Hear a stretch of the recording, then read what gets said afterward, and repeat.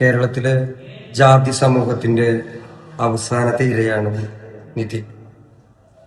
കേരളത്തിലെ പൊതുവിടങ്ങളിലെ വിദ്യാഭ്യാസ സ്ഥാപനങ്ങളിലെ ജാതിയാണ് പഠിക്കണം എന്ന ആഗ്രഹത്തോടു കൂടി വന്ന ആ പയ്യനെ കൊന്നുകളഞ്ഞു.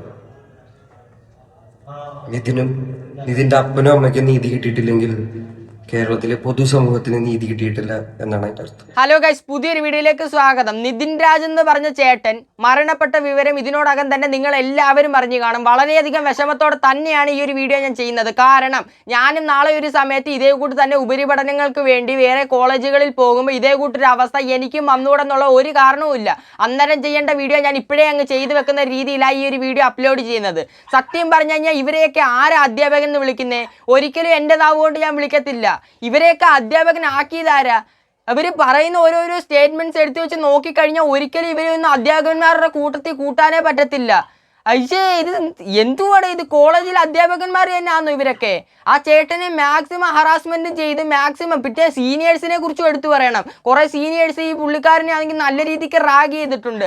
അതായത് ഈ ചേട്ടൻ പഠിക്കുന്ന ക്ലാസ്സിലാണെങ്കിൽ 60 പേരുണ്ടെങ്കിൽ അതിനകത്ത് 20 പേരെ ബോയ്സ് ഉള്ളൂ. ആ 20 പേര് ബോയ്സ് ഈ പുള്ളിക്കാരൻ്റെ അടുത്ത് മിണ്ടിയിട്ടില്ല. ചേട്ടൻ ആകെപ്പാട് ആ ക്ലാസ്സിൽ മിണ്ടിയിട്ടുള്ളത് ഗേൾസിൻ്റെ അടുത്ത് മാത്രമാണ്. ബോയ്സിൻ്റെ അടുത്ത് മിണ്ടല്ലെന്ന് സീനിയേഴ്സ് പറഞ്ഞു കൊടുത്തിട്ടുണ്ടെന്ന്. എന്തൊരവസ്ഥയാണ്! ആ ഒറ്റയ്ക്ക് ഒരു ക്ലാസ് റൂമിൽ മിണ്ടാൻ വേണ്ടി ആരുമില്ല, കൂട്ടുകാരില്ല. കൂട്ടുകാർ മിണ്ടിക്കഴിഞ്ഞാൽ കൂട്ടുകാർക്കും ഭീഷണിയാണ് സീനിയേഴ്സിൻ്റെ ഭാഗത്തു നിന്ന്. പിന്നെ സാറുമാരൊരു ഭാഗത്ത്.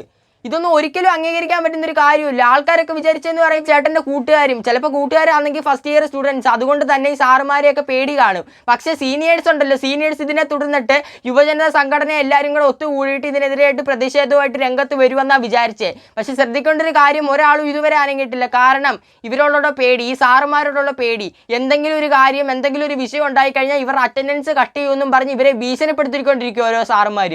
പിന്നെ മഹാനായിട്ടുള്ളൊരു സാറുണ്ടല്ലോ, റാം സാർ എന്തുവാ അങ്ങാര് കാണിച്ചിട്ടുള്ളൂ? അങ്ങാരാണ് ഇതിനകത്ത് മെയിനായിട്ട് കളിച്ചിട്ടുള്ള ഒരാൾ. ഈ പുള്ളിക്കാരനെ, ഈ ചേട്ടനാണെങ്കിൽ ആ ക്ലാസ്സിൽ എന്തെങ്കിലും ഒരു വിഷയം ഉണ്ടായിക്കഴിഞ്ഞാൽ, പ്രത്യേകിച്ച് ഈ പരീക്ഷയൊക്കെ കഴിഞ്ഞ് മാർക്കായിട്ട് വന്ന് ആ പേപ്പർ ആണെങ്കിൽ ഓരോ സ്റ്റുഡൻസിനെ പേരായിട്ട് വിളിച്ച് ഈ പേപ്പർ കയ്യെ കൊടുത്തിട്ട് വായിക്കാൻ വേണ്ടി പറയുക. ക്ലാസ്സിൽ പബ്ലിക്കായിട്ട് നാണം കെടുത്തുന്ന രീതിയിലുള്ള സംസാരങ്ങളാണ് ഈ റാം സാർ എന്ന് പറഞ്ഞിട്ടുള്ള സാർ അവിടെ കാഴ്ച വെച്ചിട്ടുള്ളത്. ഇതൊന്നും അംഗീകരിക്കാൻ പറ്റുന്ന ഒരു കാര്യമല്ല. മാക്സിമം ഹറാസ്മെൻറ്റ് പുള്ളിക്കാരനെ മാത്രമല്ല, പുള്ളിക്കാരൻ്റെ വീട്ടിലിരിക്കുന്ന അച്ഛൻ, അമ്മ, ഇവരെ എല്ലാവരെയും നാണം കെടുത്തുന്ന രീതിയിൽ സംസാരിച്ചിട്ടുള്ള ഇങ്ങാരെ ഉറപ്പായിട്ട് പുറത്താക്കുക തന്നെ വേണം. അങ്ങനെ തന്നെ പറയണമല്ലോ. പുള്ളിക്കാരൻ ആ ക്ലാസ്സിൽ വന്ന് പറയുന്ന ഓരോരോ സ്റ്റേറ്റ്മെൻറ്റ്, എന്നെ സസ്പെൻഡ് ചെയ്ത് കഴിഞ്ഞാൽ എനിക്കൊരു കുഴപ്പമില്ല, സസ്പെൻഡ് ചെയ്ത് ഞാൻ ഇങ്ങോട്ട് തന്നെ അല്ലേ വരുന്നതെന്ന്. വന്നു കഴിയുമ്പോൾ പൂർവാധിക ശക്തിയോടെ ഞാൻ പിന്നെ ഇതിനപ്പുറത്ത് ഇത് ചെയ്യുമെന്ന് അങ്ങാര് പറഞ്ഞിട്ടുള്ള ക്ലാസ്സിൽ ഓരോ സ്റ്റുഡൻസ് ഇപ്പോൾ രംഗത്ത് വന്നുകൊണ്ടിരിക്കുക. ഇതുവരെ മാനേജ്മെൻറ്റിൻ്റെ ഒരു കാര്യം പറഞ്ഞു കഴിഞ്ഞാൽ ഇതുവരെ ഒരു കംപ്ലയിൻറ്റ് അവിടെ ചെന്നിട്ടില്ല. കാരണം കംപ്ലയിൻറ്റ് കൊടുത്തു കഴിഞ്ഞാൽ ആരാന്ന് പറഞ്ഞ് തപ്പിപ്പിടിച്ച് ഇവർ അറ്റൻഡൻസ് കട്ട് ചെയ്യുമെന്ന് പറഞ്ഞിട്ടുള്ളത്. 3 മാസത്തേക്ക് അറ്റൻഡൻസ് ആ സാറ് കട്ട് ചെയ്യുമെന്ന് ഭീഷണിപ്പെടുത്തിയിട്ടുണ്ടെന്ന് ഒരു ചേച്ചി വന്ന് പറയുക. ഈ ചേട്ടൻ A ബാച്ച്, ആ ചേച്ചി B ബാച്ച്. ആ B ബാച്ചിലുള്ള ചേച്ചി വന്ന് പറയുക, എന്തെങ്കിലും ഒരു ഇത് ഇങ്ങാർക്കെതിരെയായിട്ട് ശബ്ദം ഉയർത്തി കഴിഞ്ഞാൽ 3 മാസത്തെ അറ്റൻഡൻസ് കട്ട് ചെയ്യുമെന്ന്. അറിയാവുന്നവർക്കറിയാം, അറ്റൻഡൻസ് കട്ട് ചെയ്ത് കഴിഞ്ഞാൽ ഒരിക്കലും പരീക്ഷ എഴുതാൻ പറ്റത്തില്ല. അങ്ങനെ ഭീഷണി മുന്നോട്ട് വെച്ചുകൊണ്ട് മാത്രം ഇയാൾക്കെതിരെ സംസാരിക്കാൻ വേണ്ടി സ്റ്റുഡൻസ് ഒക്കെ പേടിക്കുന്നത്. ഇതെന്തുവാ സത്യം പറഞ്ഞു കഴിഞ്ഞാൽ?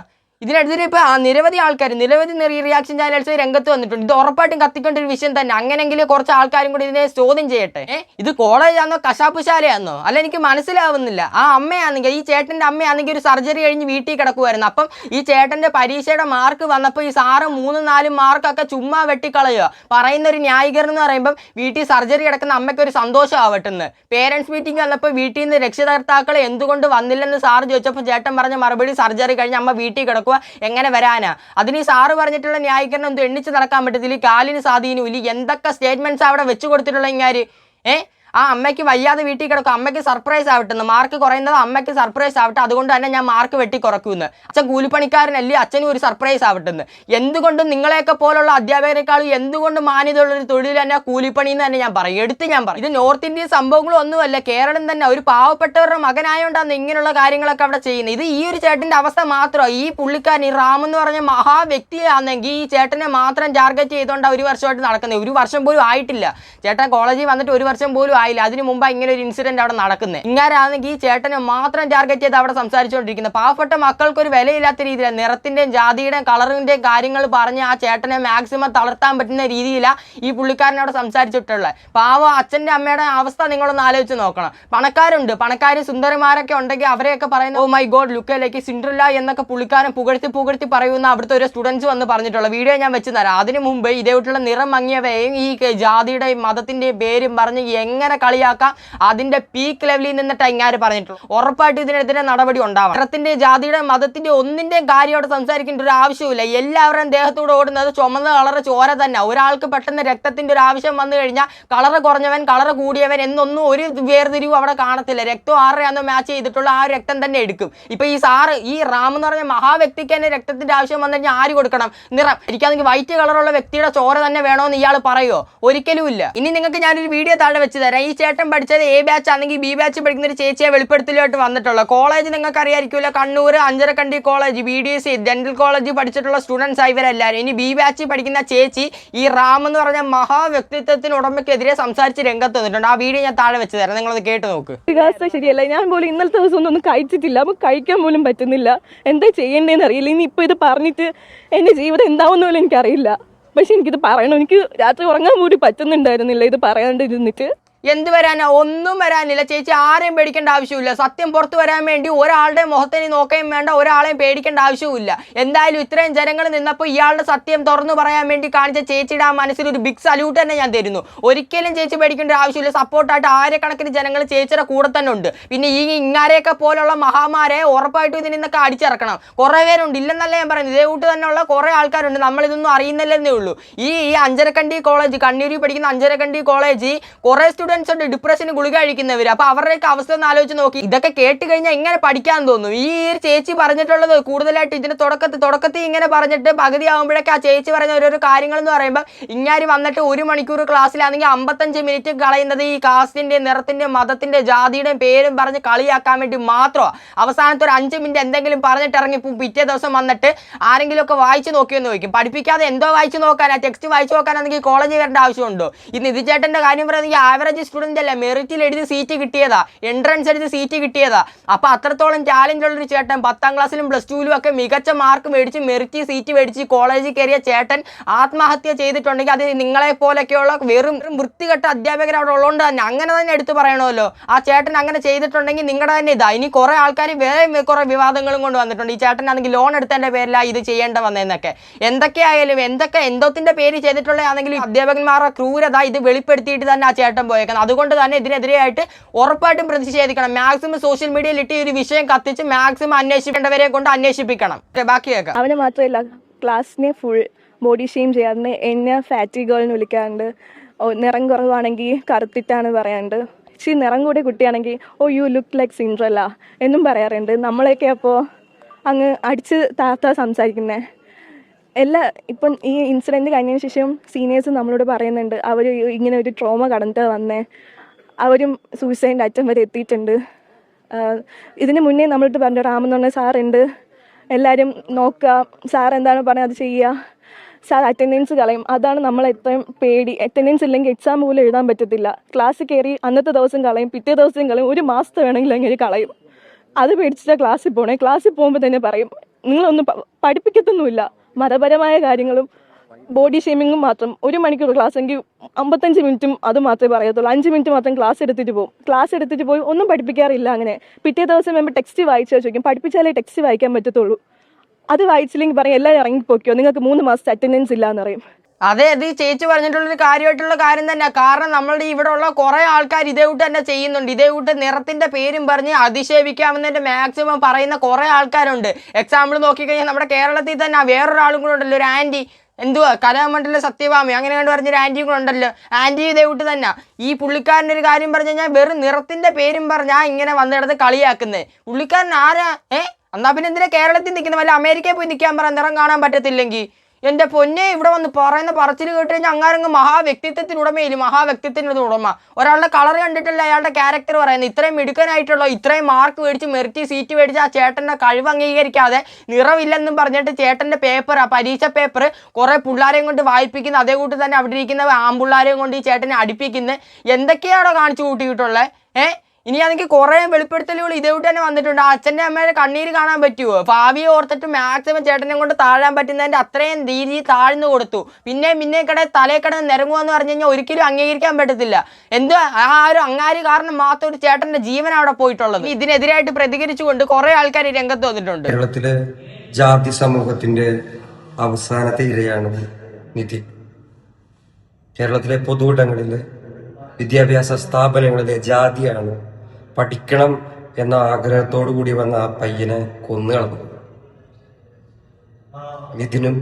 നിതിന്റെ അപ്പനും അമ്മയ്ക്കും നീതി കിട്ടിയിട്ടില്ലെങ്കിൽ കേരളത്തിലെ പൊതുസമൂഹത്തിന് നീതി കിട്ടിയിട്ടില്ല എന്നാണ് അതിന്റെ അർത്ഥം. ഓക്കെ, അപ്പൊ പുള്ളി പറഞ്ഞത് അവിടെ കേട്ടല്ലോ, വളരെ അനുയോജ്യനായിട്ടുള്ള ഒരാൾ തന്നെ അവിടെ സംസാരിക്കുന്നത്. കാരണം വെറും നിറത്തിന്റെയും ജാതിയുടെയും മതത്തിന്റെയും പേരിൽ വന്ന് കിടന്ന് സംസാരിക്കുന്ന ആൾക്കാർക്ക് എതിരായിട്ട് അവരുടെയൊക്കെ നെഞ്ചി വന്ന് കൊള്ളുന്ന രീതിയിൽ എതിരെ സംസാരിക്കാൻ റാപ്പ് എന്ന രൂപത്തിൽ പാട്ട് എഴുതുന്ന ഈ വ്യക്തിക്ക് സംസാരിക്കാൻ വേണ്ടി 100% അർഹതയുണ്ട്.